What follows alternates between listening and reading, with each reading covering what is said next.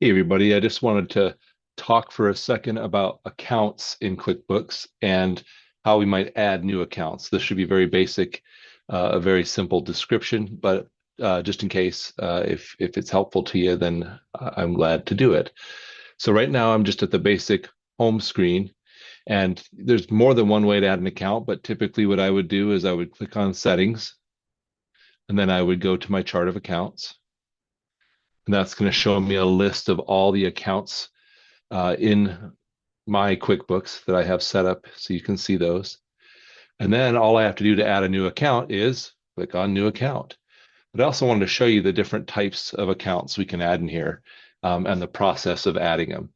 And so before I even get to an account name, I'm going to show you the different types of accounts. QuickBooks accounts are broken into a few categories. The first are assets. Assets are things that a company owns. And then the second are liabilities. Those are debts that the company owes to others. The third is equity. That's money paid into the company by the owners, or money that becomes the owners when the business earns money greater than its expenses. But we won't talk too much about that. That's for a basic accounting class. Uh, the fourth type is our income accounts. That's money we earn from doing business with others, either selling services or products. And finally, expenses. Those are the costs of doing business. And then I want to talk about sort of the different types. So in the asset accounts areas, we have bank accounts. Those are like your checking and saving accounts. Those are assets that are liquid, meaning you are paying money in and out of them all the time. Liquid actually means easily convertible to cash. Um, so bank accounts are just what they sound like. Accounts receivable is money that your customers owe to you. Say you do some services for them and then you bill them and they're going to pay you within 30 days. That money would be recorded as an accounts receivable, uh, money owed to you until they pay. Other current assets. So current assets, another way of thinking of those would be like short-term assets, assets that we're going to use up in the near future, like supplies are a good example of current assets, um, or assets that we're going to sell in the near future, like inventory, things like that. Fixed assets are assets that we're going to use for a long time. Equipment or buildings or vehicles are types of fixed assets. And then other assets are just that, other assets that are not so easily categorized as these are. They could be something, intangible like patent or something like that, but something you own that provides value to the business. So those are assets. Liabilities, like I said, those are debts that we owe to other people. Credit card is just what it sounds like. When we use our credit card, then we owe money to the credit card issuer, and we pay that on a regular basis. Accounts payable is money we owe to our vendors. Those typically come up when the vendor does something for us and then bills us and says, hey, pay us within 30 days or whatever it is. So that's money you owe to vendors. Other current liabilities are other debts that are short-term in nature, meaning money you owe sometime within the next year. And finally, long-term liabilities are debts that are long-term in nature, money that you owe that you won't be paying off for more than a year. Equity is the one that's kind of hard to understand. Equity accounts are the owners, the actual owners of the business, their stake or their portion of the business that belongs to them. So we generate equity in two ways in business. One is we contribute it. So when an owner puts money into the business, say an initial investment or something like that, that creates equity. But we also can earn it when the business has revenue that exceed or income that exceeds its expenses. Then that profit the business makes um, belongs to the owners. And we sometimes that equity is called retained earnings. Um, Income, that's a little more easy to understand. That's the money we make by selling stuff to people. And QuickBooks has two types, income and other income. So that's probably your main source of income, is what we call income. And other income might be a side source of income. Say a business that, is in the business of selling goods to people, but they have an extra warehouse they're not using and they rent it out to someone. They might call that rent that they're earning other income because it's not their normal source of income, but an other source. And then expenses are also broken down into three categories. The first is cost of goods sold. This is the cost of the things that we're actually selling to our customers.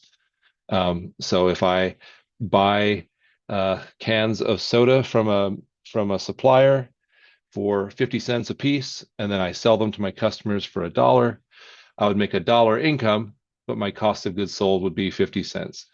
So it's just the cost of what I'm selling. Expenses are sometimes general expenses or selling and administrative expenses, or lots of other names for them, but what it calls expenses in QuickBooks, those are just the costs of doing business. It might be paying my insurance or paying my rent or paying my employees. Those are all regular expenses. And then finally, other expenses. Again, those are expenses we have that may not be normal, like that we don't have all the time, but occasionally they come up, or maybe they're a one-off and they come up an expense for some special thing that we don't want to categorize with our other expenses. All right, that was a lot, but that's all the different account types in QuickBooks, and I'm going to show you how to add um, each kind. So we're going to start with um, an other current asset, and I'm going to call this other current asset um, shop supplies. So I just type in the name, shop supplies. Then I chose the account type, which I just did, other current assets, and then it asks for a detail type, and that's required. So I can look through this, and there's lots of different options. Um, let's see which one I like best. And if I don't see one that looks, exactly like what describes that I'm doing, and actually maybe shops, anyway, we're just going to call it other current assets. If we want to, we can show that there's a balance on these shop supplies um, as of a certain date, or we can leave that blank and then we can add, any addition to those in later. We can put more of a description if we want to.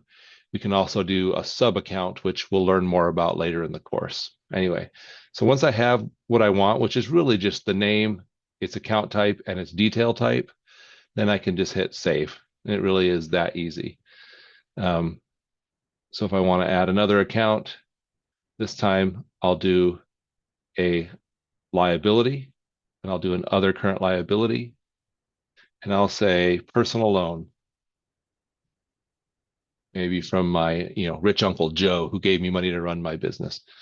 So I'll type in the name, the account type, and then I'm just going to call it a loan payable. Again, it's not a sub account. We're not going to put a balance as of right now, but we could if we wanted, and we hit save. So it really is that easy to create new accounts. A couple more just to see the examples. This time we'll do an expense, and we'll say we have to pay the post office for our post office box because we don't want our business mail coming to our house, so we rent a post office box. The account type is an expense, and then we're going to choose what time or what kind, a detail type, and I'm going to call